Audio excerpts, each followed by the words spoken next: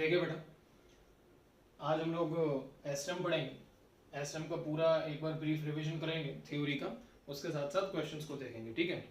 सो एक दो बातें पहले सुन लीजिएगा। मैं आपके 11th के कुछ एक स्पेशल जो चैप्टर्स हैं उनको लूँगा। सीक्वेंस ऐसा रहेगा, मैं आप लोगों को व्हाट्सअप कर भी दूंगा। Simple harmonic motion, waves, then आपका रहेगा हीट में सारा कैलोरीमेट्री, कंडक्शन, रेडिएशन, ये सारा। उसके बाद thermodynamics, KTG, thermodynamics and KTG. ठीक है। And after KTG will go for gravitation के बाद ब्रीफली एक बार देखेंगे काइनेमेटिक्स को। ठीक है। ये 7 से 8 चैप्टर, साथ में वर्क एनर्जी पावर डील हो जाएगा, वो आता जाएगा। तो इतने चैप्टर्स हम लोग एक बार देखेंगे नीट के लिए और जेडब्ल्यू मेंस के लिए, theory as well as numericals. आपके व्हाट्सएप ग्रुप में मैं आप लोगों को न्यूमेरिकल की एक पीडीएफ फॉर्मेट आप लोगों को भेज दूंगा। जो न्यूमेरिकल मैं यहाँ पे सॉल्व करूंगा मैं उसी की एक पीडीएफ भेज दूंगा आप लोगों को। तो पहले घर पे बैठ के एक बार उन न्यूमेरिकल्स को ट्राई कर लेना, उसके बाद वीडियो में से सॉल्यूशन देख लीजिएगा। ठीक है। इस तरीके से हम लोग चलेंगे। सो आइए सबसे पहले सिंपल हार्मोनिक मोशन शुरू करते हैं। अच्छा चैप्टर है, यहाँ से फॉर्मूला बेस्ड पैटर्न का क्वेश्चन बनता है। ठीक है। तो थोड़ा इंपॉर्टेंट है और ढंग से देखना है इसको। सबसे पहली बात तो ये कि अगर कोई body simple harmonic motion perform कर रही है उसका मीनिंग क्या हुआ। हमारे पास दो टाइप के मोशन होते थे, एक पीरियोडिक मोशन और एक ऑसिलेटरी मोशन। पीरियोडिक मोशन जो अपने आप को रिपीट करता है फिक्स्ड इंटरवल ऑफ टाइम के अबाउट, लेकिन टू एंड फ्रो नहीं होता है, यह यूनिडायरेक्शनल होता है। ऑसिलेटरी मोशन का मतलब क्या था, ऐसा मोशन जो अपने आप को रिपीट करे फिक्स्ड इंटरवल ऑफ टाइम के बाद, लेकिन टू एंड फ्रो हो। टू का मतलब क्या होगा, टुवर्ड्स द मीन पोजीशन, फ्रो का मतलब क्या होगा, फ्रॉम द मीन पोजीशन। ठीक है। आइए, तो हमारे पास आता है कंडीशन ऑफ एस्टम। अगर कोई भी बॉडी एस्टम परफॉर्म कर रही है तो उसकी कंडीशन क्या है। कंडीशन ये है कि acceleration of the body should be proportional to negative of the displacement of the body, और the force acting on the body should be proportional to negative of the displacement of the body. और displacement की जो power होनी चाहिए वो 1 होनी चाहिए, linear power होनी चाहिए, तभी वो सिंपलेस्ट हार्मोनिक मोशन कहलाएगा, अदरवाइज कॉम्प्लेक्स बनेगा वो। ठीक है। और कॉम्प्लेक्स हमारे कोर्स में है नहीं। अब आगे देखें, सेकंड फार्मूला हमारे पास है acceleration a is equal to minus k by m into x, और k बाई m के वैल्यू को ओमेगा स्क्वायर कहा जाता है। Omega square means the angular frequency. Angular frequency की यूनिट क्या होती है हमारे पास, रेडियन पर सेकंड। ठीक है। तो omega square is equal to k by m होता है, तो omega is equal to under root of k by m। k is basically the SHM constant and x is the displacement from the mean position. Mean position से displacement मानना है x का। Spring में कहां से मानते थे, नेचुरल लेंथ से। यहां पे किससे मानेंगे, मीन पोजीशन से। ठीक है। So since acceleration is minus of omega square x, और एक्सेलरेशन a को मैं लिख क्या सकता हूं, dv by dt, या फिर क्या, x का दो बार डिफरेंशिएशन तो d2x by dt square plus omega square x is equal to 0। ये हम लोगों ने कहां पे और पढ़ा, ये हम लोगों ने और कहां पे पढ़ा हुआ है, EMI में। कहां पे, LC ऑसिलेशन में। d2q by dt square plus omega square q is equals to 0। वहां पे भी चार्ज की इक्वेशन बना कर दी थी, आइए देखेंगे अभी हम लोग उसको। ठीक है। तो ये हो गया हमारे पास। Then this is called as the double differential equation of the SHM. Now अगर एसएचएम परफॉर्म होता है तो x equal to a sin omega t plus phi naught, ये हमारी जनरल इक्वेशन होती है या जनरल सॉल्यूशन होता है इस इक्वेशन का। तो x equal to a sin omega t plus phi naught. Phi naught क्या है, इनिशियल फेज। फाई नॉट क्या है, इनिशियल फेज। और omega t plus phi naught क्या है, omega t plus phi naught is the complete phase. Omega t plus phi naught को phase कहते हैं, लेकिन अकेले फाई नॉट को बोल रहा हूं। Phi naught means the phase और द वैल्यू और position of the body at time t equal to 0, that is phi naught. तो फाई नॉट का मतलब है इनिशियल फेज, लेकिन omega t plus phi naught complete data is called as the phase of the particle performing SHM. A is the amplitude. ठीक है। सो अगर motion आपको सवाल में दिया है कि मोशन जो है वो कहां से शुरू हो रहा है, मतलब एसएचएम कहां से शुरू हो रहा है। मान लीजिए सवाल में कह दिया गया जो पेंडुलम बॉब है वो एक्सट्रीम पोजीशन से शुरू हो रहा है, मतलब यहां से पकड़ के आपने छोड़ा पेंडुलम को नीचे, या फिर यहां से मीन पोजीशन से आप लोगों ने बॉब को पुश करा। पुश करोगे तो मीन पोजीशन से एक बार चलेगा, एक बार एक्सट्रीम पोजीशन से छोड़ सकते हो। तो अगर मोशन जो है वो मीन पोजीशन से स्टार्ट करेगा तो इक्वेशन डिस्प्लेसमेंट की किस फॉर्मेट में आएगी, साइन के फॉर्म में आएगी। और अगर एक्सट्रीम पोजीशन से मोशन शुरू होगा तो किस फॉर्मेट में आएगा, कॉस की फॉर्म में आएगा। ठीक है। That means t equal to 0 पे एम्पलीट्यूड था, अगर कॉस यूज करोगे t इक्वल टू 0 पे अगर एम्पलीट्यूड नहीं था, मतलब मीन पोजीशन से शुरू करा है, तो साइन आएगा हमारे पास। ठीक है। Now so x equal to a sin omega t plus phi naught if the motion starts from mean position, cos if the motion starts from the extreme position लिखा हुआ है। now अगर x equal to a sin omega t plus phi naught है तो यहाँ पे आपको क्या नजर आ रहा है, जो x है वो किसका फंक्शन है, टाइम का। ठीक है। इस इक्वेशन को एक बार डिफरेंशिएट करेंगे तो v equal to dx by dt, omega बाहर आएगा, omega into a cos omega t plus phi naught बनेगा। ध्यान से सुनते जाइएगा। दिस इक्वेशन इज व्हाट, या कब यूज होएगी, जब हमें v की वैल्यू किसके फंक्शन में चाहिए, टाइम के फंक्शन में चाहिए। नाउ cos ओमेगा टी को क्या लिख सकता हूं, under root of 1 minus sin square omega T plus phi naught, sin omega T plus phi naught is x by a, तो v is equal to omega under root of a square minus x square. So this is v, that is velocity of the particle executing at stem when it is a function of x.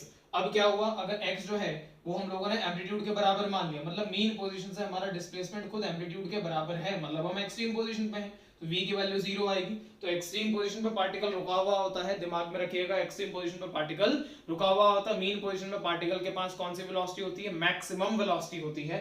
तो mean position का मतलब है x equal to 0, displacement 0 हो गया, displacement 0 हो गया तो v की value plus minus omega into a आएगी, कि यहां पे अब हमारे पास रूट बनेगा. ठीक है, अच्छा अब आगे देखें, यहाँ पे ये a नहीं आएगा, omega under root of a square minus x square बनेगा.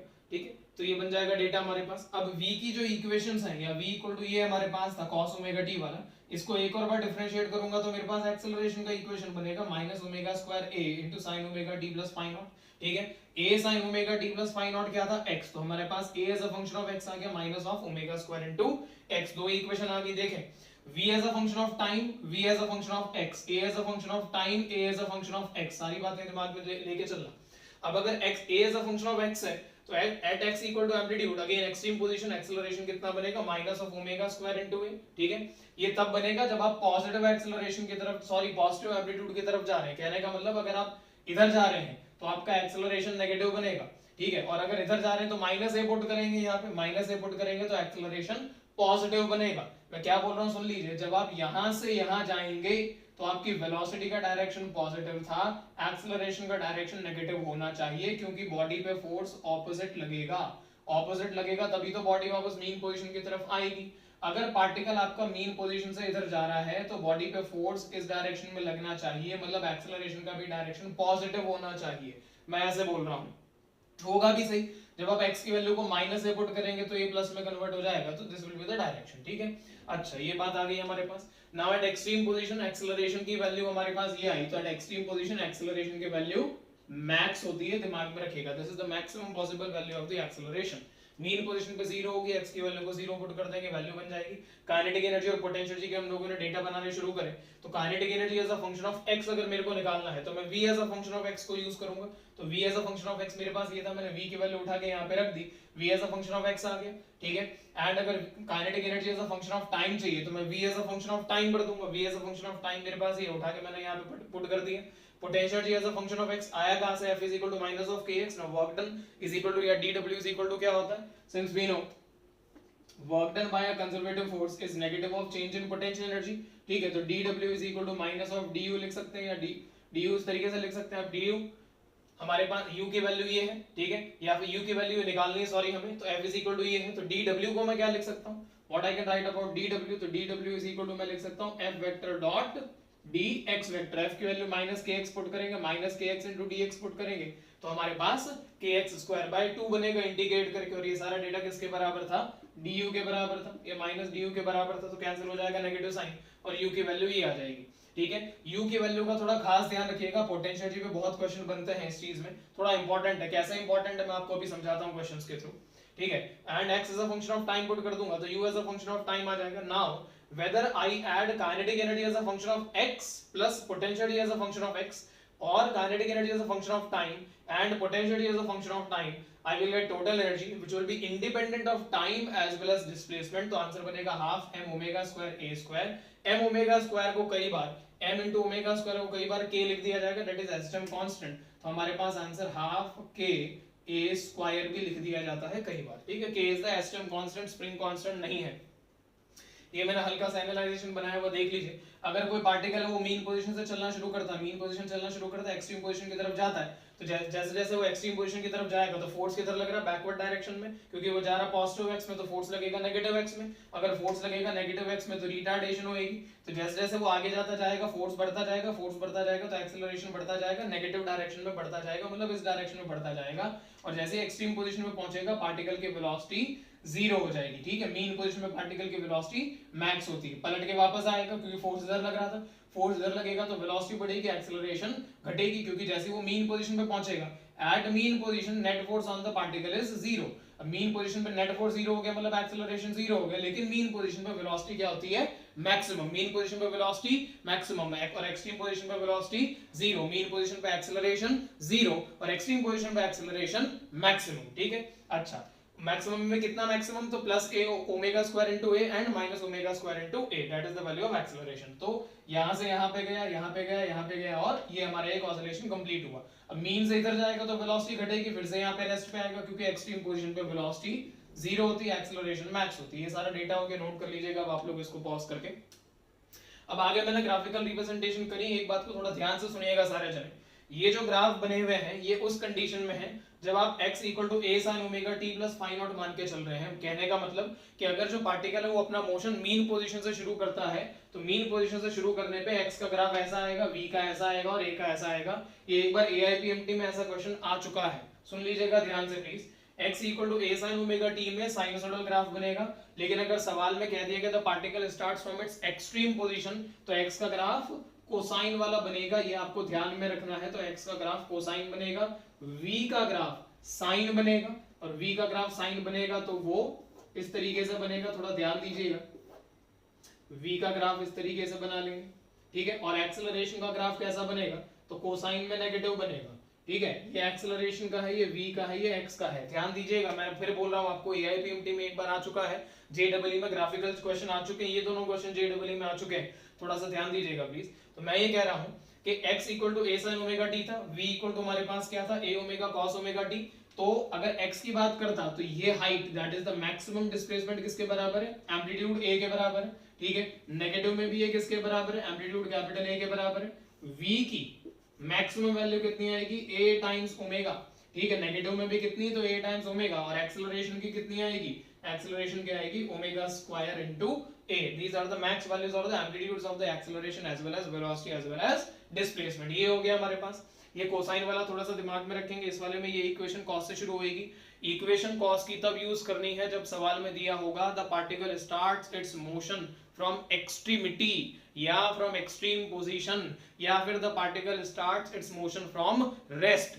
तो हम लोग कहेंगे कि पार्टिकल जो है वो एक्सट्रीम पोजीशन से या कॉस वाली इक्वेशन हम लोग यूज करेंगे। अदरवाइज मीन पोजीशन से होगा तो x equal to a sin omega t plus phi naught use करेंगे। कुछ नहीं दिया होगा तो साइन ही यूज करना है। खैर आगे देखें। Now kinetic energy as a function of time, ये ग्राफ मैंने टाइम के रेस्पेक्ट में बनाया, तो kinetic energy as a function of time की इक्वेशन क्या है हमारे पास, ये कॉस वाली इक्वेशन आएगी, ठीक है। तो कॉस वाली इक्वेशन का मतलब ऊपर से डॉटेड वाली लाइन शुरू होगी, तो ये वाला ग्राफ आपका k का बनेगा, और u की इक्वेशन में हमारे पास साइन आ रहा था तो नीचे वाला ग्राफ आपका साइन का बनेगा। Total energy is equal to constant है, तो ये स्ट्रेट लाइन या हॉरिजॉन्टल लाइन जो है वो आपकी टोटल एनर्जी होगी। नाउ दिस इज एनर्जी, ठीक है। On y axis we have energy and energy as a function of distance या x, ठीक है। अब देखें यहाँ पे k की पावर कितनी है as a function of x में, k की पावर कितनी है 1, x की पावर कितनी है 2, यहाँ पे u की पावर कितनी है 1 और x की पावर कितनी है 2, तो ग्राफ कैसा आएगा, पैराबोला। अब ग्राफ एज अ पैराबोला तो हमारे पास देखें एक्सट्रीम पोजीशन पे u होता है, एक्सट्रीम पोजीशन पे पोटेंशियल एनर्जी होती है, क्योंकि बॉडी रेस्ट पे होती है, तो बॉडी रेस्ट पे होती है,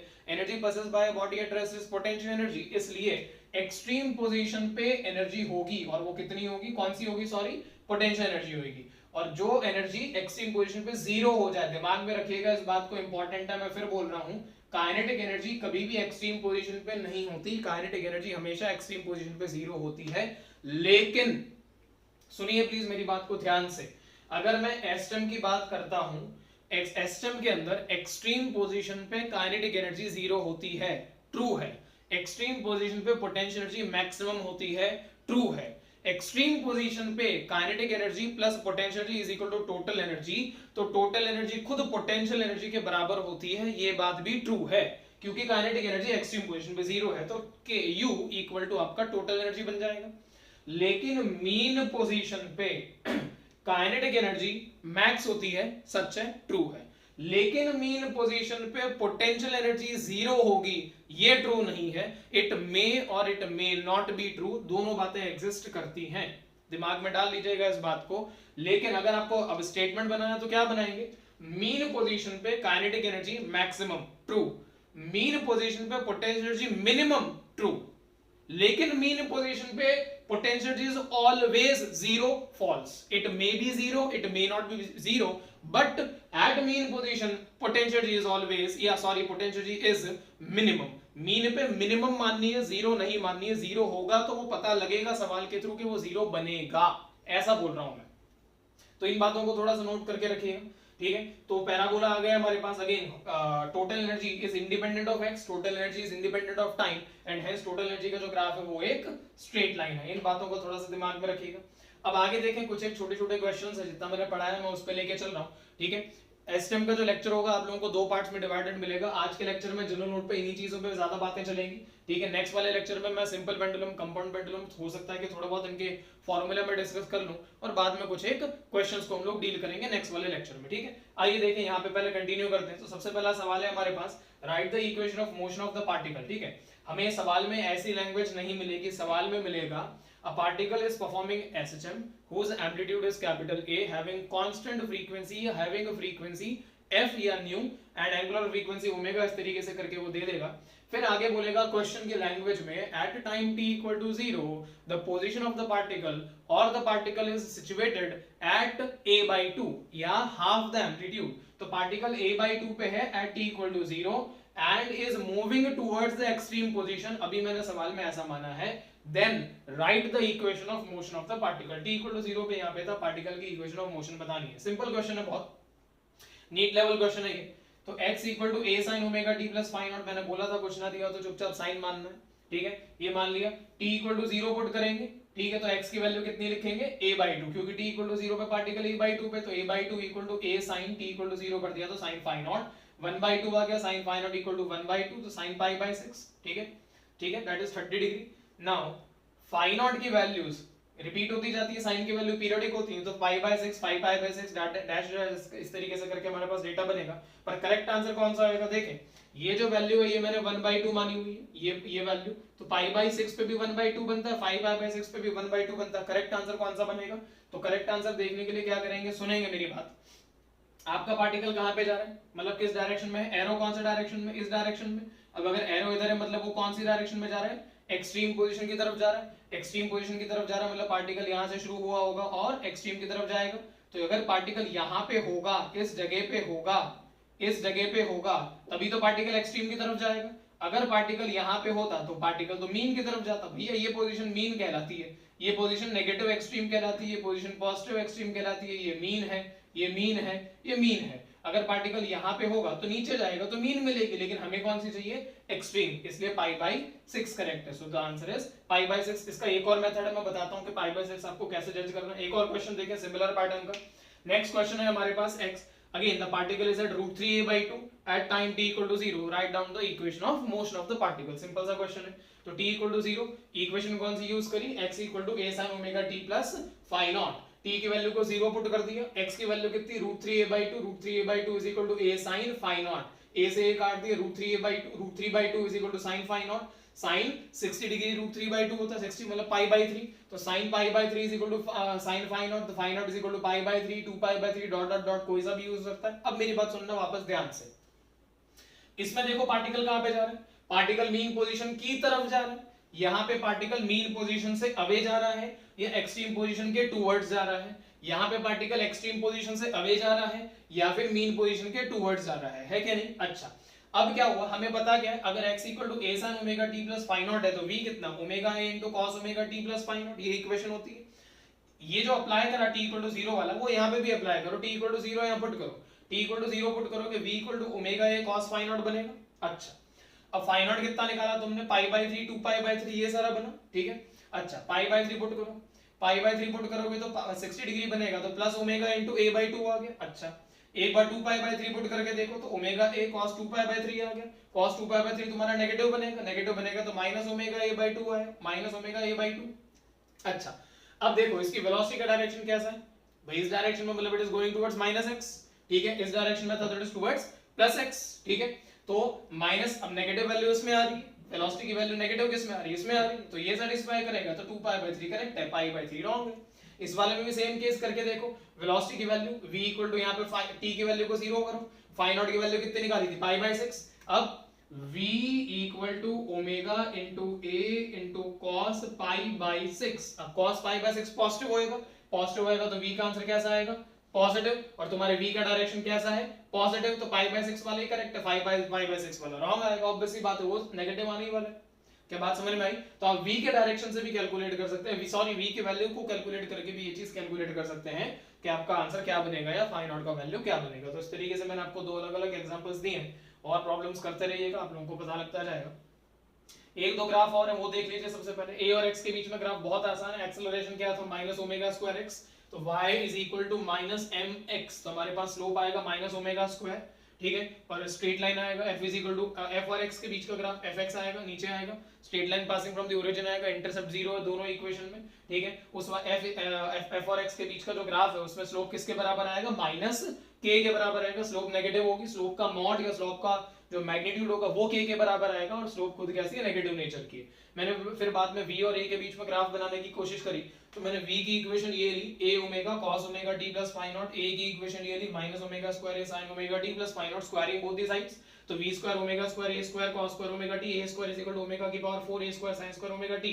तो हम लोगों ने v वाली इक्वेशन में ओमेगा स्क्वायर से दोनों तरफ मल्टीप्लाई कर दिया, तो omega square v square is equal to omega की power 4 into a square cos square omega t, and a square is equal to omega की power 4 into a square cos square a square sin square omega t। Adding the two equations, तो sin square omega t plus cos square omega t, omega की power 4 into a square common आ गया, तो omega square v square plus a square is equal to this, यहां से ये equation बन गई, this is an equation of ellipse. अब सुनिएगा अगेन ध्यान से, अगर सवाल में वेलोसिटी और एक्सेलरेशन के बीच का ग्राफ पूछा हो, वेलोसिटी और एक्सेलरेशन ग्राफ इलिप्स आएगा।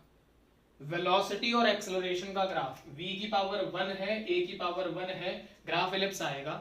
लेकिन अगर v स्क्वायर और a स्क्वायर के बीच का ग्राफ पूछ लिया, ग्राफ स्ट्रेट लाइन आएगा। इक्वेशन सेम बनेगी यहां से ये, और उस इक्वेशन का स्लोप नेगेटिव आएगा, ठीक है, ये रहा मैंने इक्वेशन लिखी हुई है, और स्लोप किसके बराबर आएगी, तो स्लोप आपकी बराबर आएगी 1 बाय ओमेगा स्क्वायर के। आपका इंटरसेप्ट किसके बराबर आएगा, तो omega square into a square के। ये आपका इंटरसेप्ट का डेटा बनेगा अगर ग्राफ आपको स्ट्रेट लाइन वाला चाहिए तो, and the slope is negative, इस तरीके से करके बनेगा, ठीक है। आइए कुछ एक और चीजें डिस्कस करते हैं हम लोग। देखें अब इसी में एक कंसेप्ट और आता है फेजर का, बहुत इंपॉर्टेंट है, क्वेश्चन आते हैं, ठीक है, और रेगुलर बेसिस पे क्वेश्चन आते हैं। और मान के चलिएगा अगर फेजर आप लोगों ने ढंग से सीख लिया, क्वेश्चन आया तो हो जाएगा, जितना पैटर्न मैं बताऊंगा उतने से आराम से क्वेश्चन हो जाएगा, और ढंग से सीख लीजिएगा प्लीज, इंपॉर्टेंट है फेजर वाला कंसेप्ट। देखें फेजर में होता क्या है, आपको दो पैटर्न के क्वेश्चन पूछे जा सकते हैं, इनफैक्ट 3 पैटर्न के पूछे जा सकते हैं ज्यादा से ज्यादा। बताता हूं, देखो हम लोग कर रहे हैं फेजर मेथड, 2-3 क्वेश्चन लेके दिखाऊंगा आपको मैं। सबसे पहली बात तो ये कि इस तरीके से हमने एक सर्कल बना लिया फॉर एसएम, और हमने एक सिंपल पैटर्न बनाया कि ये हमारी कौन सी पोजीशन है, मीन पोजीशन है, ये हमारी पॉजिटिव एक्सट्रीम पोजीशन है, ये हमारी नेगेटिव एक्सट्रीम पोजीशन है, ठीक है। यहाँ पे आप माइनस ए भी लिख सकते हैं और यहाँ पे प्लस ए भी लिख सकते हैं। सुनिएगा बात को ध्यान से प्लीज, ये आपका सेंटर पॉइंट है O, ठीक है, और जो रेडियस है वो मैं कैपिटल A के बराबर मान के चल रहा हूँ, ठीक है, कैपिटल A के बराबर मैं मान के चल रहा हूँ। अब क्या हुआ, मान लीजिए कहा गया कि एट t इक्वल टू 0 कोई पार्टिकल है वो यहाँ पे है, ये वैल्यू a/2 के बराबर है, ठीक है, और पार्टिकल जो है वो इस डायरेक्शन में जा रहा है at time t equal to 0। हमने अभी जो क्वेश्चन करा था मैं उसी से आपको बता रहा हूं। अब मेरी बात सुनिएगा, एक पार्टिकल जो इस लाइन पे चलेगा, इस हॉरिजॉन्टल लाइन पे चलेगा ये, और एक पार्टिकल आपको समझने के लिए, नया पार्टिकल नहीं, क्वेश्चन में नहीं दिया, समझने के लिए इस पे सर्कुलर मोशन करवाना उस पार्टिकल का। कहने का मतलब ये हुआ कि अगर ये वाला पार्टिकल, ये पार्टिकल इस तरीके से इस पे आगे पीछे चलेगा तो आप मानेंगे कि इसी का रिप्रेजेंटेटिव पार्टिकल ऐसे चलेगा, ऐसे, ये दोनों साथ साथ चलेंगे ऐसे, मैं ये कहना चाह रहा हूं, ठीक है। तो जब ये पार्टिकल यहां होगा तो ये वाला पार्टिकल यहां पे पहुंचेगा, पलट के जब ये पार्टिकल यहाँ पे आएगा तो ये यहाँ पे, फिर ये यहाँ पे घूमेगा, फिर से वो यहाँ पे, ठीक है। इस तरीके से करके हम लोग पार्टिकल की पोजीशंस को मार्क कर सकते हैं। मैंने रिप्रेजेंटेटिव पार्टिकल बताया है। अब सुनेंगे, a/2 को प्लॉट करने के दो तरीके हैं। उससे भी पहले मैं आपको एक चीज बता दूं, आप फेजर वाले सर्कल में हमेशा क्लॉकवाइज डायरेक्शन में चलेंगे। फेजर वाले सर्कल में आप क्लॉकवाइज चलेंगे, ऐसा कोई लॉ नहीं है। ये एंटी क्लॉकवाइज से भी आंसर आते हैं, 180 360 से माइनस करके आंसर सारे बन जाते हैं, कोई बड़ी चीज नहीं है। हम सिर्फ एक पैटर्न जनरेट कर रहे हैं कि हम सिर्फ और सिर्फ क्लॉकवाइज डायरेक्शन में चलेंगे। दूसरी बात, हम एंगल सारे वर्टिकल के साथ मेजर करते हुए चलेंगे, ठीक है। अब देखें क्या हुआ, पार्टिकल a/2 पे था, ठीक है। मैंने कहा था कि क्लॉकवाइज चलना है, दूसरा वर्टिकल के साथ एंगल मेजर करेंगे। आइए देखते जाते हैं। ये a/2 है। अब ये पार्टिकल कौन सा डायरेक्शन में जा रहा है, मन में सोचो, कौन सा डायरेक्शन में जा रहा है, पॉजिटिव x या पॉजिटिव एक्सट्रीम पोजीशन की तरफ जा रहा है। तो ये इधर जो पार्टिकल चलेगा वो इसको रिप्रेजेंट कर रहा होगा। अगर इसको रिप्रेजेंट कर रहा है तो वो जो पार्टिकल होगा उसे किस डायरेक्शन में चलना चाहिए, क्लॉकवाइज चलना चाहिए। पर क्लॉकवाइज में दो पॉसिबिलिटी है, वो वाला पार्टिकल यहाँ पे हो सकता है या इधर हो सकता है। अगर रिप्रेजेंटेटिव पार्टिकल यहाँ पे हुआ तो क्लॉकवाइज चलते हुए उसे पॉजिटिव एक्सट्रीम पोजीशन मिलेगी, लेकिन अगर यहाँ पे हुआ तो उसे मीन पोजीशन मिलेगी। भाई ये तो मीन पोजीशन को रिप्रेजेंट कर रहा है ना, ये भी मीन पोजीशन को रिप्रेजेंट कर रहा है, ये भी मीन पोजीशन को रिप्रेजेंट कर रहा है, और ये नेगेटिव एक्सट्रीम पोजीशन को रिप्रेजेंट कर रहा है। तो मेरा कहने का मतलब था कि अगर आपने पार्टिकल को यहाँ ऊपर बनाया तो उसे एक्सट्रीम पोजीशन मिलेगी, जो कि मिलनी चाहिए। अब ये आ गया, रेडियस कितना था a, ये गैप कितना है a/2, तो ये हमने मार्क कर दिया a/2। तो ये एंगल कितना है 30 डिग्री का। अच्छा, अगर ये एंगल तुम्हारे पास 30 डिग्री का है तो 30 डिग्री का मतलब कितना हो गया π/6, ठीक है। अच्छा, अब सवाल में दिया था t = 0 का, वो कहां पे a/2 पे है, तो हमने लिख दिया x = amplitude is a into sin ωt plus π/6। Answer बन गया, जो पहले वाला क्वेश्चन बना था हमारे पास, ठीक है। इस तरीके से करके हम लोग कर सकते हैं। सिंपल क्वेश्चन था बिल्कुल। अगर वो पूछता है कि right down the equation of the motion of the particle, तो फेजर मेथड से भी हम लोग सेम काम कर सकते हैं, ठीक है। √3 a/2 वाला भी देख लो एक बार। तो इस तरीके से हम लोगों ने फेजर सर्कल बना दिया, ये ऐसे। फेजर मेथड सीख लीजिएगा, नीट के लिए बहुत इंपॉर्टेंट है। हालांकि जेडब्ल्यू में भी आ चुका है, ऐसा कुछ नहीं है। ओके, इस तरीके से है। अब यहाँ पे हमने मान लिया कि ये √3 a/2 पे है और पार्टिकल इधर जा रहा था, टाइम t = 0, ठीक है। पोजीशन प्लॉट करनी थी आपको, तो ये क्या हो गया प्लस है, ये क्या हो गया माइनस है। अब पार्टिकल की दो पोजीशंस पॉसिबल है, ये पॉजिटिव एक्सट्रीम है, ये नेगेटिव एक्सट्रीम है, ये मीन पोजीशन है, ये मीन पोजीशन है। इधर जा रहा है तो जो पार्टिकल होगा उसको, रिप्रेजेंटेटिव को एंटी क्लॉकवाइज कभी नहीं घुमाना है, क्लॉकवाइज घुमाते हुए उसे मीन की तरफ ले जाओ। तो यहाँ पे अगर रखा, ये पार्टिकल यहाँ पे है, तुमने रिप्रेजेंटेटिव पार्टिकल को यहाँ माना तो क्लॉकवाइज घूमेगा तो एक्सट्रीम मिलेगी, लेकिन अगर यहाँ पे रखा तो क्लॉकवाइज घूमेगा तो मीन मिलेगी। इसलिए इस बार पार्टिकल नीचे है। अब नीचे है तो ये रेडियस कितना था a, एंगल किसके साथ मेजर कर रहे हैं, वर्टिकल के साथ। ये गैप कितना है, ये गैप कितना है √3 a/2, मीन से ये गैप √3 a/2 है। अगर ये √3 a/2 है तो ये एंगल कितना हो गया 60 डिग्री का। अब 60 डिग्री का मतलब कितना हो गया π/3 हो गया, ठीक है। अच्छा, ये हमारे पास बन गया। हमने शुरुआत यहां से करी थी, तो ये एंगल कितना बनेगा, ये बनेगा π-π/3, ठीक है। That is equal to what, तो दैट इज इक्वल्स टू 2π/3। तो इक्वेशन बन गई x = a sin ωt plus 2π/3, बन गया आंसर, ठीक है। हमेशा वर्टिकल एक्सिस y एक्सिस के साथ मेजर करोगे ऐसे तो ऑटोमेटिकली आंसर बनेगा ही बनेगा। This is how we can calculate. देखो सेम इक्वेशन बन रही है, ठीक है। अच्छा, ये सिंगल पार्टिकल सिस्टम में इक्वेशन ऑफ मोशन लिख ली। अब एक और चीज सुने, मैं सेम क्वेश्चन में इसको क्वेश्चन नंबर 1 मान के चल लेते हैं और इसे क्वेश्चन नंबर 2 मान के चल लेते हैं। सुनिएगा मेरी बात ध्यान से। क्वेश्चन नंबर 1 में मान लो पूछा तुमसे, क्वेश्चन नंबर 1 में पूछा पार्ट ए के find time when particle, find the time when particle first time comes to rest. आपको वो टाइम बताना है जब पार्टिकल पहली बार रुकेगा। मैं क्वेश्चन नंबर 1 की बात कर रहा हूं, मैंने क्वेश्चन नंबर 1 का ए पार्ट मान के चल लिया, ठीक है। अच्छा, पहली बार रोकना है, रोकने का मतलब है कि पार्टिकल को एक्सट्रीम पोजीशन पे लेके जाना है। तो पार्टिकल जब इतना एंगल कवर अप कर लेगा जो कि 60 डिग्री के बराबर है तो पार्टिकल रुक जाएगा क्योंकि एक्सट्रीम पोजीशन पे आ जाएगा। अच्छा, इसका मतलब क्या हुआ कि omega t is equals to 60 degree. भाई the angle covered should be equal to 60 degree ना। अब 60 डिग्री का मतलब कितना हो गया, पाई बाई 3, ठीक है। अच्छा, तो ओमेगा कितना है, 2 pi by capital T into t is equals to pi by 3, तो पाई से पाई कैंसिल हो गया, टी इक्वल टू कितना आ गया, कैपिटल टी बाय 6 सेकंड्स, ठीक है। इतने सेकंड के अंदर वो रुक जाएगा। मान लीजिए उसने बी पार्ट पूछ लिया इसी क्वेश्चन में, बी पार्ट पूछा कि find the time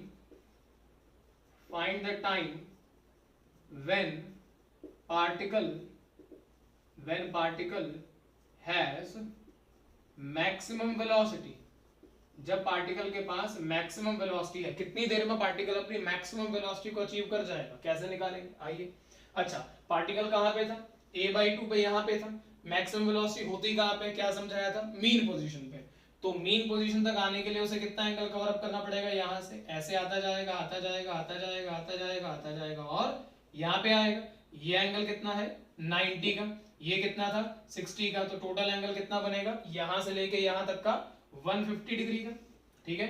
90 and this is 150 degree, तो हमारे पास क्या बनेगा, theta equal to omega t equals to 150 degree into radian में रखना है, रेडियन में पाई बाय 180 डिग्री।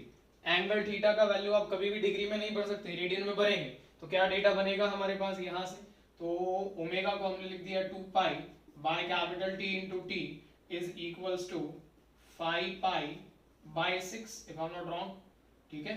3 से कर रहा हूँ, 5 और 6, हाँ ठीक है, पाई से पाई कैंसिल, तो small t is equal to आ गया 5t बाय 12 सेकेंड्स। इस तरीके से करके हम लोग निकाल सकते हैं इसको। सेम क्वेश्चन यहाँ पे कर लेते हैं प्रैक्टिस के लिए।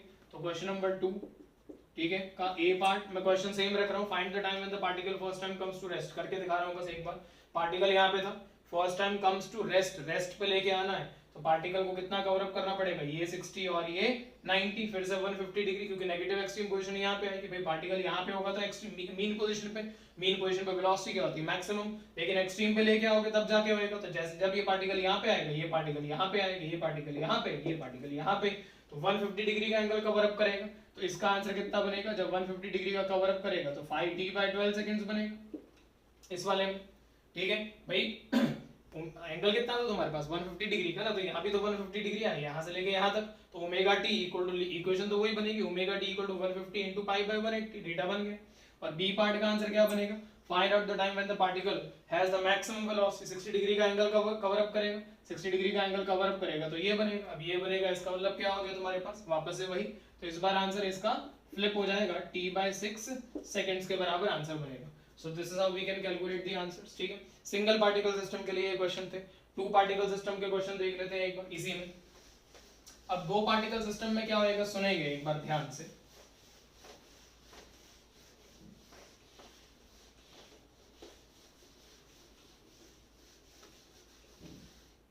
टू पार्टिकल सिस्टम में क्या होता है कि जैसे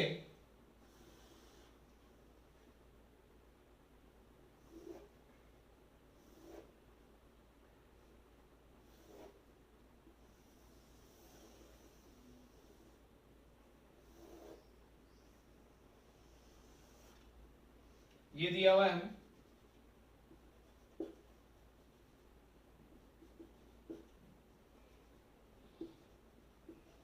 ठीक है। अब क्या हुआ, मैं मानता हूं कि एक पार्टिकल यहां पे है, इस पार्टिकल को मैं पार्टिकल 1 नाम दे रहा हूं, ठीक है।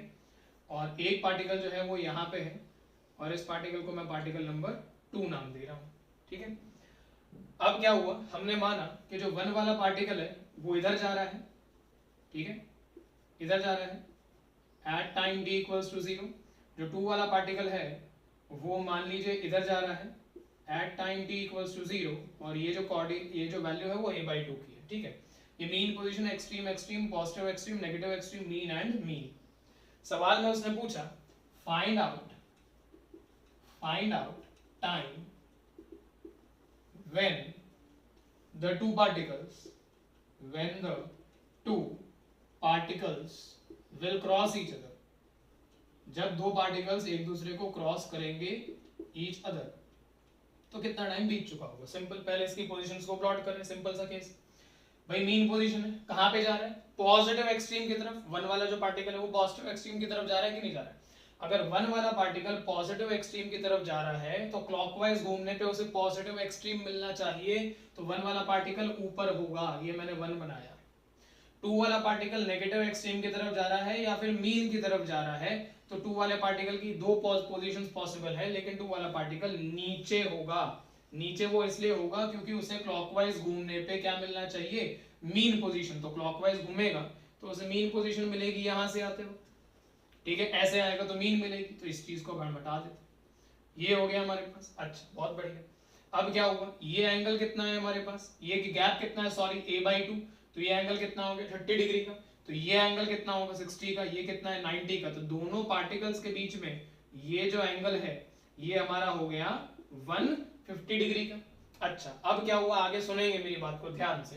देखें, ये हमारे पास एक सर्कल है, ये y एक्सिस है, ये x एक्सिस है मान लीजिए, ठीक है। और किसी रैंडम टाइम पे कोई पार्टिकल है, वो अपना मोशन यहाँ से शुरू करता है, या t=0 पर अपना मोशन यहाँ पे शुरू करता है, और किसी रैंडम टाइम पे पार्टिकल यहाँ पे होता है, मतलब at time t=0 the particle is here and at time t=t the particle is here, ठीक है। एम्पलीट्यूड उसका a है।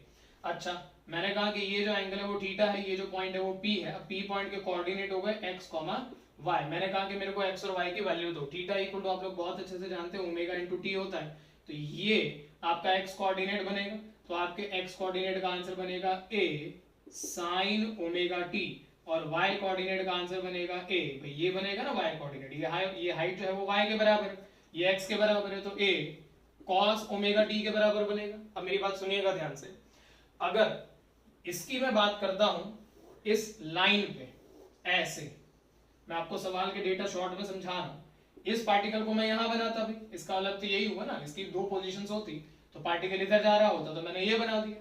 अब मैं कह रहा हूं कि सेम जगह पे एक और पार्टिकल है, यहीं पे ये पार्टिकल 1 है, यहीं पे पार्टिकल 2 है, और एक पार्टिकल 1 इधर जा रहा है, पार्टिकल 2 उल्टा जा रहा है, तो पार्टिकल 2 कहां पे होता, नीचे होता कि नहीं होता। अब अगर पार्टिकल 2 नीचे होता, डायरेक्शन ऑपोजिट है, तो ये पार्टिकल 2 मान लिया, ये पार्टिकल 1 मान लिया, कौन सी लाइन पे एग्जिस्ट करें, वर्टिकल लाइन पे एग्जिस्ट करें। दोनों का कौन सा कोऑर्डिनेट सेम होएगा, दोनों का x कोऑर्डिनेट सेम होएगा, ये गैप आपका सेम हो गया। तो दिमाग में डाल लीजिए, दो पार्टिकल्स एक दूसरे को क्रॉस या फिर मीट तब करेंगे when they will lie on the same vertical line. Same vertical line पे अगर मिल जाएंगे तो दोनों पार्टिकल्स एक दूसरे से मीट कर जाएंगे। अब मीट करेंगे इसका मतलब क्या होगा कि ये जो आपका 2 वाला पार्टिकल है और जो 1 वाला पार्टिकल है, हमने 1 को क्लॉकवाइज घुमाना था, 2 को भी क्लॉकवाइज घुमाना था, तो 2 घूमते घूमते मान लीजिए यहाँ पे कहीं पे आ गया 2 डैश पे, 1 घूमते घूमते यहाँ पे कहीं पे आ गया 1 डैश पे, तो ये हमने ऐसे बनाया, ठीक है। सवाल में दिया है कि ये दिया हुआ है, साथ में ये भी दिया होता है, एम्पलीट्यूड दोनों का a है, दोनों की फ्रीक्वेंसी ओमेगा है या एंगुलर फ्रीक्वेंसी ओमेगा है, इस कारण से दोनों के बीच में एंगल में कोई भी चेंज नहीं आएगा। अच्छा, now what, they are lying on the same vertical line. Now if they are lying on the same vertical line, तो व्हाट विल हैपन, ये पूरा एंगल तो 150 है, ये पूरा एंगल तो अब भी 150, दोनों के बीच का एंगल चेंज होगा नहीं क्योंकि ओमेगा कांस्टेंट है। अब अगर ये एंगल 150 है तो ये वाला ट्राइंगल ऐसे और ये वाला ट्राइंगल ऐसे एक दूसरे के सिमिलर है। सिमिलर का मतलब क्या हो गया, ये एंगल कितना आएगा 75 डिग्री का, और ये एंगल भी कितना आएगा 75 डिग्री का, क्योंकि टोटल एंगल कितना है 150 डिग्री का। अच्छा, बहुत बढ़िया। अब क्या हुआ, जो आपका 1 डैश वाला पार्टिकल है वो यहाँ पे आ गया और जो 2 वाला पार्टिकल है वो यहाँ पे आएगा। अब सोचिए, सेम लाइन पे तो आ चुके हैं, ठीक है। Now when they will meet each other, तो कितना एंगल कवर अप हुआ सोच के देखो, ये एंगल कितना है तुम्हारा 60 डिग्री का, 60 डिग्री का, ठीक है। फिर ये एंगल कितना है 90 डिग्री का, तो 2 वाला पार्टिकल 60 प्लस 90 150 कवर अप कर चुका है, प्लस 75 और कवर अप करेगा तब जाके वो पार्टिकल यहाँ पे आएगा। तो हमारे पास था 60 150 a/2, दिस इज 30, सॉरी ये 30 डिग्री है हमारे पास, ठीक है, a/2 है ना ये, हाँ, तो 30 डिग्री है, तो 150 हो गया 30 90, ठीक है, 30 प्लस 90 प्लस 75, ये एंगल हम लोगों ने कवर अप करा है, थीटा, ठीक है। तो ये कितना बनेगा हमारे पास, ये बनेगा हमारे पास 195, ठीक है, 30 90 हाँ 195 इंटू कितना, तो into pi by 180 degree is equals to 2 pi by capital T into t. ठीक है भाई, 2 वाला पार्टिकल जब यहाँ पे आया तो 1 वाला पार्टिकल भी यहाँ पे आया, तो जितना एंगल 2 वाले पार्टिकल ने कवर अप करा है उतना ही एंगल 1 वाले पार्टिकल ने कवर अप करा। देख लीजिए कैसे, 1 वाला पार्टिकल यहाँ पे था, ठीक है, 1 वाला पार्टिकल यहाँ से यहाँ पे आया होगा, 180 हो गया, 180 के साथ ये एंगल, अब ये एंगल ये 75 है, 75 है तो ये कितना है 15, तो हो गया हमारे पास 195 डिग्री। तो ये बन जाएगा इस तरीके से। अब देखें पाई से पाई कैंसिल हो गया हमारे पास, और हमारे पास यहाँ पे आ गया small t is equals to 195 capital T by 360। ठीक है, इस तरीके से करके हमारे पास क्वेश्चन बनेगा, इसको आप लोग सॉल्व कर सकते हैं, जो भी डेटा बनेगा वो आंसर है। एक क्वेश्चन में और बताता हूँ आप लोगों को, इसी पैटर्न का क्वेश्चन है। तो क्वेश्चन इस तरीके से है कि जस्ट अ मिनट, हाँ क्वेश्चन क्या है कि two particles are executing SHM in a straight line, amplitude A and time period T of both the particles are equal. At time T equal to 0, one particle is at x equal to plus A and other is at minus A by 2 and they are approaching each other. What time they will cross each other? आइए देखते हैं। तो उन्होंने क्या बोला question में, मैं phasor से ही सॉल्व करूंगा इसको सीधा। पैटर्न देखिएगा, आपको 2-3 बातें दिमाग में रखनी है।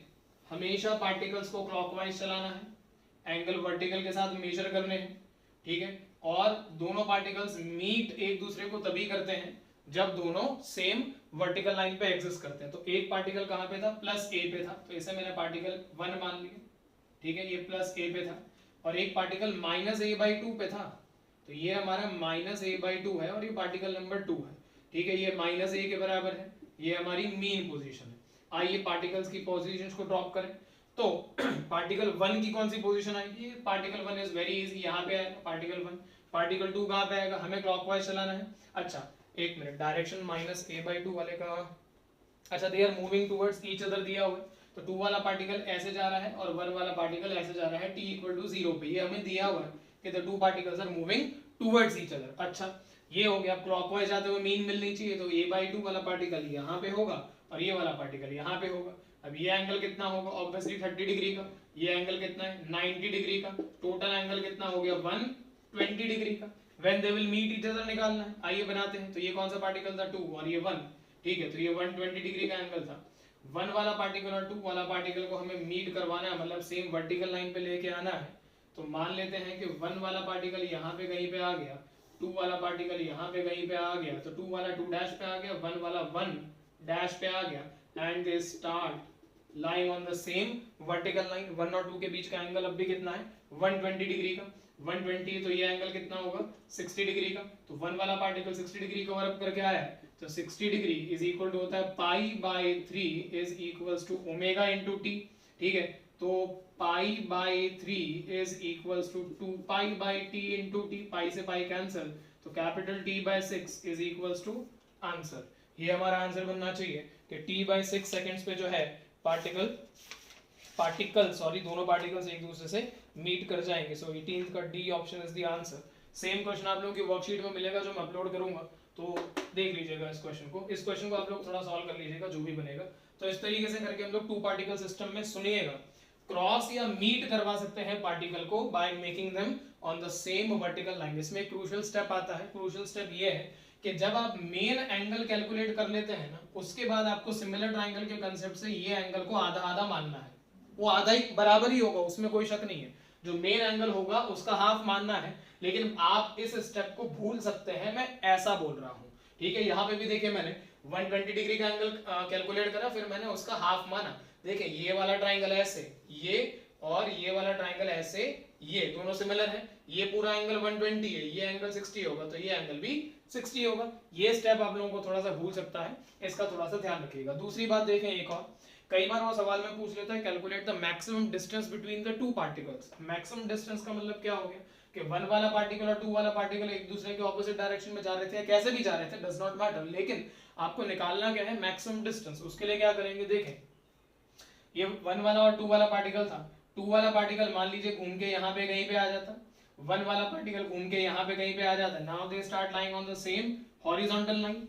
अब देखिए इस तरीके से हो जाता, ठीक है। Now this is the maximum possible distance, और तो कोई ज्यादा हो नहीं सकता। इसका मीनिंग क्या हुआ, अब ये मत कहना कि दोनों सेम टाइम पे यहाँ पे होंगे, वो होते तभी जब दोनों की पोजीशन एक जैसी होती, पोजीशन सिमेट्रिक होती तब जाके वो डायमीटर पे होते, अदरवाइज डायमीटर पे हर बार नहीं होंगे, क्वेश्चन पे डिपेंड करेगा वो, ठीक है। सो अब इसमें दिमाग में क्या रखना है कि दोनों पार्टिकल्स के बीच में मैक्सिमम डिस्टेंस तब बनता है, the particles are at maximum distance from each other when they lie on the same horizontal line, जब दोनों सेम हॉरिजॉन्टल लाइन पे होंगे या दोनों की हाइट ओरिजिन के रेस्पेक्ट में सेम होगी, that means the y coordinate of both the particle is same, then the distance between the two particles will be maximum। आइए एक क्वेश्चन इसी से उठा के बना देता हूं, तो थोड़ी सी प्रैक्टिस हो जाएगी इसमें भी। इसमें क्या माना था मैंने, यही तो यहां पे बना लेते हैं एक बार, ठीक है। इस तरीके से क्वेश्चन क्या है अगेन कि हमें दोनों के बीच में मैक्सिमम डिस्टेंस निकालना है, तो ये पार्टिकल नंबर 1 माना हुआ है मैंने यहाँ पे, ठीक है, इधर जा रहा था t इक्वल्स टू 0 पे, और पार्टिकल नंबर 2 मैंने a/2 पे माना है। अच्छा, तो ये a/2 हो गया पार्टिकल नंबर 2, और कहाँ जा रहा है इधर, ओके a/2 पे, और at time t equals to 0 पे, ठीक है, ये हो गया। तो पार्टिकल्स बनाओ, 1 वाला पार्टिकल तो यहीं बनेगा, जाहिर सी बात है, 1 वाला पार्टिकल यहाँ बनेगा, 2 वाला पार्टिकल यहाँ नीचे बन रहा होगा, ये तो हम पहले से ही जानते हैं, ठीक है। अब ये एंगल 30 डिग्री था, ठीक है, ये 30 होगा, ये 60 होगा, तो दोनों पार्टिकल्स के बीच में एंगल कितना है, 150 डिग्री का। अच्छा, अब ये जो 2 वाला पार्टिकल है और ये जो 1 वाला पार्टिकल है, तो 1 वाला पार्टिकल क्लॉकवाइज घूम के मान लीजिए यहाँ पे आया, ठीक है, कहाँ पे आया, 1 डैश पे आया। 2 वाला पार्टिकल क्लॉकवाइज घूम के कहाँ पे आया, यहाँ पे आया, इस तरीके से, तो 2 डैश पे आया। Now they start lying on the same horizontal line, मैंने फिर से ये बनाया, इस बार भी ट्राइंगल को सिमिलर करना है, तो ये सुनिएगा ध्यान से, ये वाला ट्राइंगल ऐसा और ये वाला ट्राइंगल ऐसे आर सिमिलर, दोनों पार्टिकल के बीच में टोटल एंगल 150 था, ये एंगल बड़ा वाला इस लाइन से लेके इस लाइन तक, इस लाइन और इस लाइन के बीच में अभी कितना है, 150 है, तो आधा एंगल कितना होगा, 75 डिग्री का। 2 वाला यहाँ से यहाँ है, तो ये एंगल कितना था, 30, यहाँ से यहाँ कितना है, 75, तो एंगल कितना कवर अप हुआ, theta is equals to 75 degree plus 30 degree. क्या बात समझ पा रहे हैं, ठीक है। तो हमारे पास थीटा कितना बन गया, 105 degree into pi by 180 is equals to 2 pi by capital T into t, pi pi cancel, and small t is equal to 105 capital T by 360। Solve कर लीजिएगा, इतने सेकंड्स के बाद they will lie on the same horizontal line. इस तरीके से करके हम लोग क्वेश्चंस को सॉल्व करेंगे, ठीक है। आइए कुछ एक और इंपॉर्टेंट क्वेश्चंस देखते हैं। अब आप लोगों को जो मैं डीपीपी अपलोड करूंगा, ठीक है, उन क्वेश्चंस को देख लेते हैं पहले एक बार, उसके बाद आगे और कंसेप्ट्स पे चलेंगे। तो डीपीपी पे जो क्वेश्चंस हैं वो आप लोग पहले एक बार खुद सॉल्व करेंगे रिवीजन करने के बाद, और उसके बाद सॉल्यूशंस को देख सकते हैं, ठीक है। अगर चैप्टर ज्यादा वीक है कोई बात नहीं, तो फिर आप क्वेश्चंस को साथ साथ पढ़ते जाइए, देखते जाइए, जैसे आपको सूट होता है फिर वैसे कर लीजिएगा, ठीक है। आइए क्वेश्चंस को देखते हैं। तो पहला क्वेश्चन है हमारे पास डीपीपी का कि a particle moves such that its acceleration is given by a is equal to minus beta into x minus 2, where beta is a positive constant। NEET level का क्वेश्चन है, बहुत ज्यादा टफ क्वेश्चन नहीं है। So a acceleration is minus of beta into x minus 2, इसको open करिए तो acceleration is minus of beta into x plus twice of beta, तो जो x से मल्टीप्लाइड है a is equal to minus omega square into a होता है, या x होता है minus of omega square into x into x, तो जो एक्स से मल्टीप्लाइड है वो ओमेगा स्क्वायर है, तो ओमेगा स्क्वायर कितना है आपका, बीटा, तो आपके पास ओमेगा कितना आएगा, रूट बीटा, तो ओमेगा आएगा 2 pi by capital T is equals to under root of beta. तो यहाँ से टाइम पीरियड आ गया, सिंपल टाइम पीरियड आ गया आपका 2 पाई under root of 1 by beta, answer आ गया। सेकंड क्वेश्चन देखें, सेकंड क्वेश्चन कह रहा है particle starts oscillating simple harmonically from its equilibrium position, ठीक है, मीन पोजीशन से चल रहा है, then ratio of the kinetic energy and potential at time t equal to at time t by 12 seconds is। अच्छा, तो kinetic energy as a function of time निकाल लेते हैं। तो kinetic energy as a function of time था हमारे पास half m omega square a square into cos square omega t। जब x equal to a sin omega t होता है तो मीन पोजीशन से शुरू करते हैं, मीन पोजीशन से शुरू करेंगे तो x equal to a sin omega t आएगा, तो v कितना आएगा, a omega cos omega t, और काइनेटिक एनर्जी होती है हाफ m v स्क्वायर, तो हमारे पास आएगा half m omega square a square cos square omega t. अब क्या हुआ, यहां से हमारे पास बनेगा half m omega square a square into cos square, omega को मैंने लिखा 2 pi by capital T into capital T by 12, ठीक है, टी टी कैंसिल 2 से ये, तो हमारे पास आ गया 6, तो ये हमारे पास आएगा 1/2 m omega square a square cos square pi by 6, pi by 6 का मतलब हो गया 30, तो √3/2, तो ये बनेगा 3/4 स्क्वायरिंग करके, ठीक है। तो this is kinetic energy as a function of time आ गया। Now potential energy as a function of time is nothing but half m omega square a square sine square omega t, लिखा हुआ है आप लोगों की कॉपी में, ठीक है। तो हमारे पास बनेगा half m omega square a square into sine square 2 pi by capital T into t by 12, t से t cancel again, pi by 6, pi by 6 है साइन पाई बाय 6 1/4, स्क्वायर करने के बाद तो बनेगा 1/2 m omega square a square into 1/4, ठीक है, that is potential energy as a function of time. आसान क्वेश्चन है। तो हमसे k बाय u पूछा है कि u बाय k पूछा है, the ratio of the kinetic by potential, तो काइनेटिक बाय पोटेंशियल आपके पास बनेगा 3/4 इंटू 4/1, हाफ एम ओमेगा स्क्वायर से half m omega square cancel हो चुका है, 4 से ये, तो ratio should be 3:1। Second option answer बन रहा है इसका, ठीक है। थर्ड क्वेश्चन देख लें एक बार। थर्ड क्वेश्चन कह रहा है ओके, तो पार्टिकल ऑफ मास, तो मास दिया हुआ है हमें 8 kg का, ठीक है। स्प्रिंग कांस्टेंट के मेरे को सवाल में दिख रहा है 200 न्यूटन पर मीटर।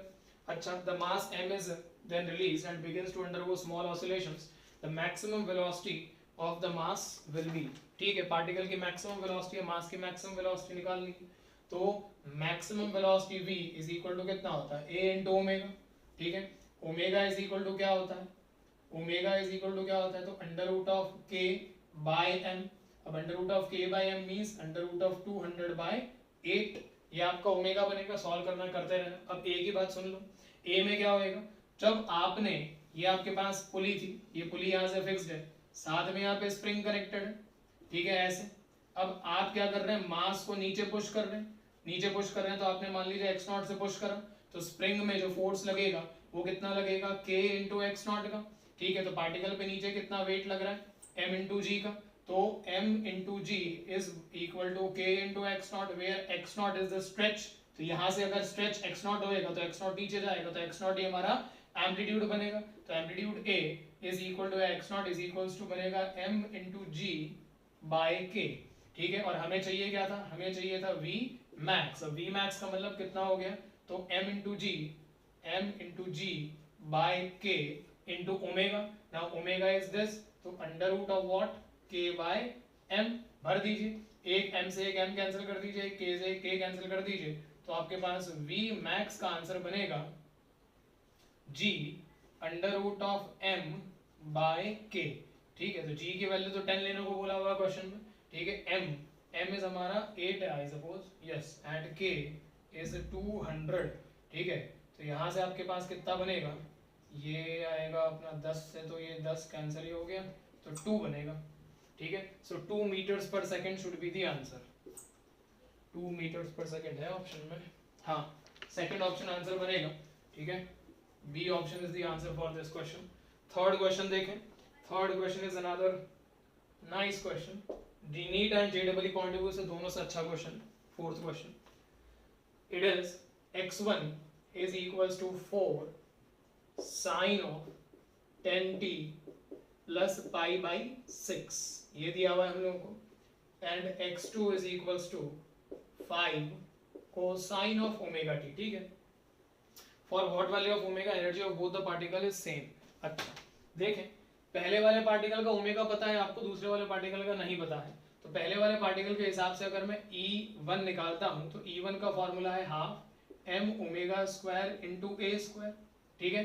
तो E1 का वैल्यू कितना आएगा, E1 आएगा half, keep it m only, omega का स्क्वायर मतलब आ गया 100, a का स्क्वायर मतलब 16, ठीक है। तो ये हमारे पास आ गया 1600 इंटू m बाई 2, ये हमारे पास E1 आ गया। अब यही किसके बराबर है, E2 के बराबर है, क्योंकि दोनों पार्टिकल की एनर्जी सेम है, तो मतलब 1600 into m by 2 is equal to half m, omega आपको निकालना है, इंटू ए स्क्वायर इज 25, तो m/2 से m/2 कैंसिल, ओमेगा निकालना था, omega square is equal to 1600/25। Simple harmonic motion formula based chapter है, अगर ढंग से आपको फॉर्मूले आते हैं सवाल कहीं नहीं जाएगा।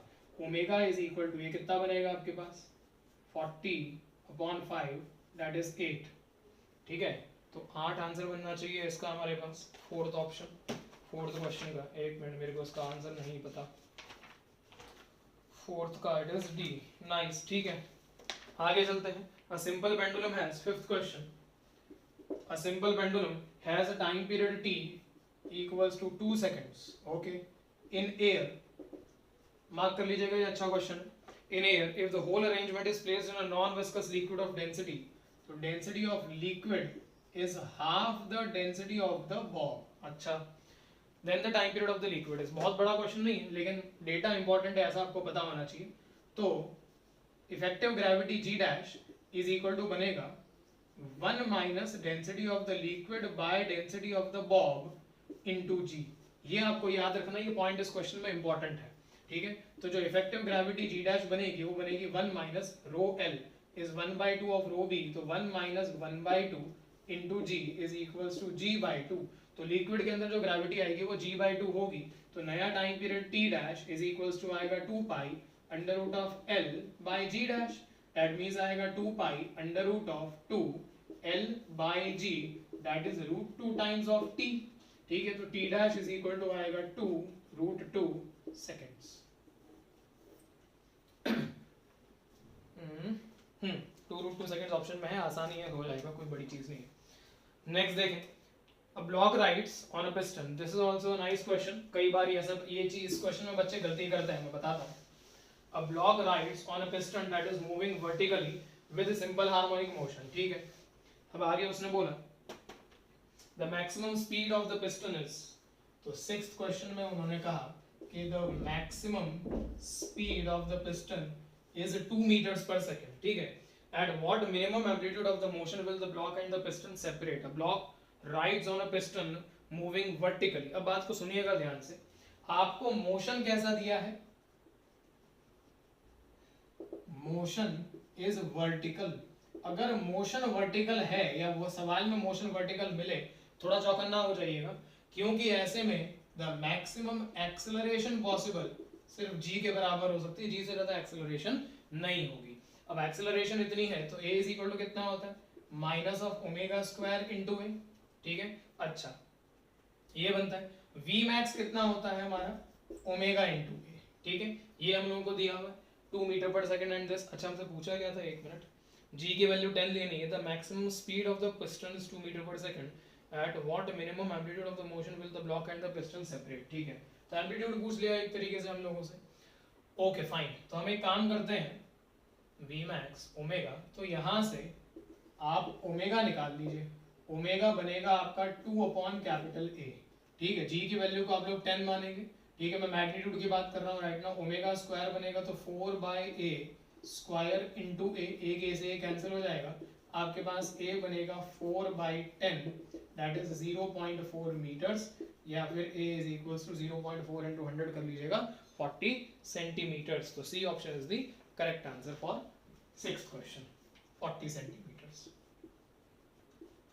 सेवंथ क्वेश्चन देखें, सेवंथ क्वेश्चन कह रहा है an accurate pendulum clock is mounted on the ground floor of a high building. How much time will it lose or gain in 1 day? अच्छा, 1 day का टाइम दिया हुआ है आपको, ठीक है, 1 day if it is transferred to top story of a building which is at h equal to 200 meters.